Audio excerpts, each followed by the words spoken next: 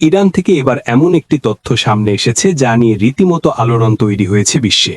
গত জুনে ইরানের বিরুদ্ধে যে আগ্রাসী হামলা চালায় ইসরায়েল, তাতে তাদের পক্ষে অংশ নেয় জার্মান সেনারাও।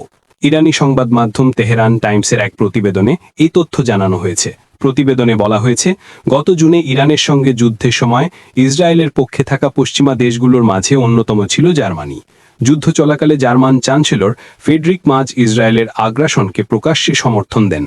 ফ্রেডরিক মার্জ জানান, তিনি হামলার আগে থেকেই এর বিষয়ে অবগত ছিলেন। তার দাবি, ইসরায়েলিদের ইরানের ওপর হামলা না করার কোনো বিকল্পই ছিল না, কারণ তাদের আত্মরক্ষার অধিকার আছে। তেহরান টাইমসের তথ্য অনুযায়ী ইরানের বিরুদ্ধে 12 দিনের যুদ্ধে জার্মানির সমর্থন কেবল রাজনৈতিক ও কূটনৈতিক বিবৃতিতে সীমাবদ্ধ ছিল না।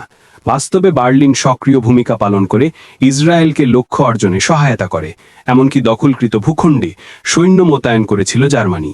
বিষয়টি সম্পর্কে অবগত ইসরায়েলি সেনাবাহিনীর এক সদস্য ইরানি গোয়েন্দা সংস্থাকে জানিয়েছেন, 12 দিনের যুদ্ধে ইসরায়েলি সরকারের অনুরোধে কিছু জার্মান সেনা তেল আবিবে অবস্থান নিয়েছিল। দুই দেশের এক গোপন চুক্তির অধীনে জার্মান সেনারা ইসরায়েলের এই সামরিক অভিযানে অংশ নেয়। চুক্তিটি জার্মান ও ইসরায়েলি কমান্ডারদের মধ্যে গোপনে রাখা হয়েছিল, তবে জার্মান সংসদ এই সেনা মোতায়েনের অনুমোদন দিয়েছিল কিনা তা স্পষ্ট নয়। দেশটির সংবিধান অনুযায়ী সরকার নিজ উদ্যোগে বিদেশি যুদ্ধে সেনা পাঠাতে পারে না। এর জন্য সংসদের সংখ্যাগরিষ্ঠ অনুমোদন প্রয়োজন। দ্বিতীয় বিশ্বযুদ্ধের পর এমন ব্যবস্থা নেওয়া হয়েছিল যাতে সরকার একতরফাভাবে যুদ্ধ শুরু করতে না পারে। তেহরান টাইমস জানিয়েছে, ইরানের হাতে এখন জার্মান সেনাদের নাম, সহযোগিতার প্রকৃতি এবং সংশ্লিষ্ট নথিপত্রের বিস্তারিত তথ্য রয়েছে।